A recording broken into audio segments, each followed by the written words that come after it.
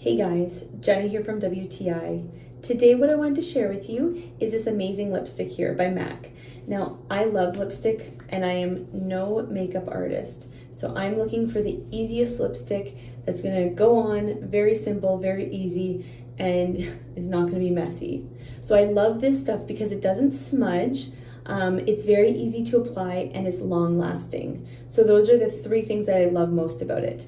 Now I'm going to show you firsthand. Like I said, I am no makeup artist.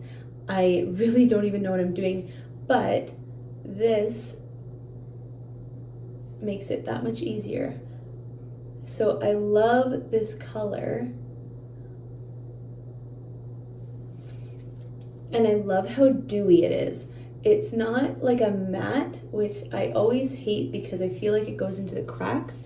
So up close, it's a really nice color, very complimenting and complimentary, not complimenting. And I just love it. It's super small, easy to throw in my bag.